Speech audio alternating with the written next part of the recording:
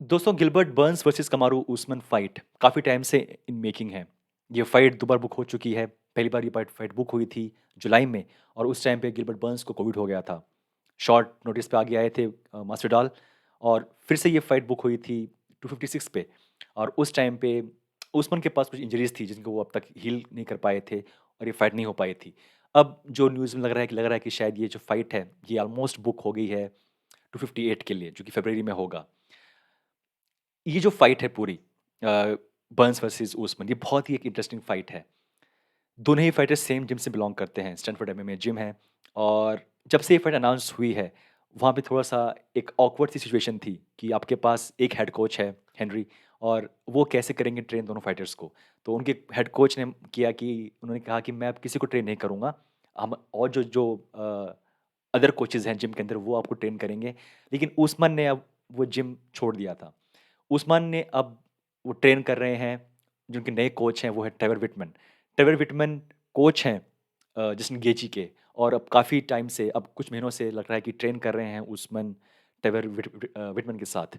और क्योंकि Trevor Whitman एक बहुत ही अच्छे कोच हैं, तो और उनके लिए थोड़ा-सा अच्छा रहा बजाय ट्रेन करना सेम जिम के अंदर जहाँ पे बर्न्स भी हैं, same teammates, same training partners. एक बहुत ही स्मार्ट मूव उस्मान का।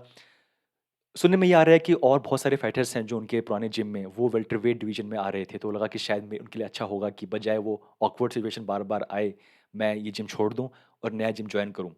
ट्रेवर व्हिटमैन एक बहुत ही स्मार्ट कोच हैं और अब जो नए ट्रेनिंग पार्टनर हैं उस्मान के वो गेची हैं। कुछ दिनों पहले गेची का एक आई थिंक इंटरव्यू जिसमें बताए थे वो कैसे वो अब ट्रेन कर रहे हैं उस्मान के साथ, उनको हेल्प कर रहे हैं इस नेक्स्ट फाइट के लिए और एक बहुत ही एक इंटरेस्टिंग टाइम जो ये न्यूज़ आई थी सबसे पहले कि जो अब उस्मान हैं, वो अभी जिम छोड़ रहे हैं। मैं थोड़ा-सा हैरान था क्योंकि वो उनका फ़ेवरेट जिम है, लॉन्ग टाइम से वहाँ पे वो ट्रेन कर रहे हैं और एकदम से वो जिम छोड़ना थोड़ा-सा मुझे वियर्ड लगा। बट लग रहा है कि ओवरऑल ये उनके लिए एक बहुत ही अच्छा मूव था। अगर बात करें इस फाइट के बारे में तो बहुत सारे लोग हैं, वो काफ़ी चांस दे रहे हैं गिलबर्ट बर्न्स को। जो पावर है उस्मान की राइट? वही एक मेन इश्यू है हर फाइटर के लिए। वो देखा हमने टैन वुडली फाइट में, वो देखा हमने कोबी फाइट में। वो उनके जो फिज़िकली जो वो इतने पावरफुल हैं और आई थिंक इसीलिए बहुत मुश्किल था पिछले अपोनेंट्स को उनसे जीतना। गिलबर्ट बर्न्स के पास वो इश्यू नहीं है। गिलबर्ट बर्न्स फिज़िकली बहुत स्ट्रॉन्ग है और इसीलिए लोग हैं वो एक रियल चांस दे रहे हैं गिलबर्ट बर्न्स को ये फाइट जीतने के लिए। गिलबर्ट बर्न्स के पास जो ग्राउंड गेम है वो भी बहुत अच्छा है उनका। तो किसी भी एंगल से नहीं लग रहा है कि ये फाइट है कि उस्मान के पास एक अपर हैंड है, उस्मान ज़्यादा स्ट्रॉन्ग है या ज़्यादा उनके पास ग्राउंड गेम अच्छा है। तो ये बहुत ही कांटे की फाइट है दोस्तों।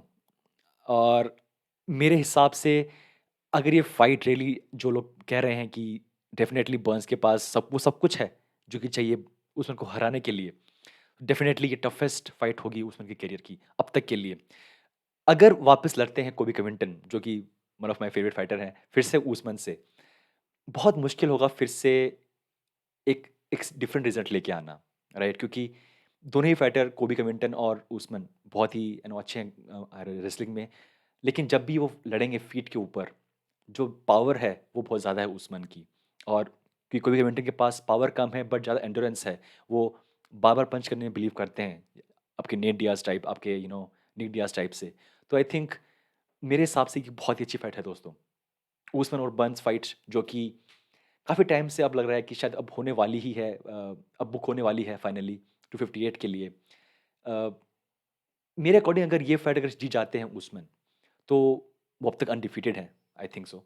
और वेल्टरवेट जो डिवीज़न है, जो कि हमेशा एक बहुत ही टफेस्ट डिवीज़न रही है यूएफसी के लिए यूएफसी में, उसमें जो उनका जो एक स्टेप आगे वो बढ़ जाएँगे अपने परफेक्ट रिकॉर्ड से।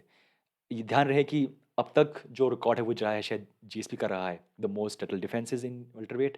और जो जिस तरीके से वो आगे बढ़ रहे हैं वो उस्मान, लग रहा है कि शायद वो one of the greatest welterweight हो सकते हैं इस मॉडर्न एरा के।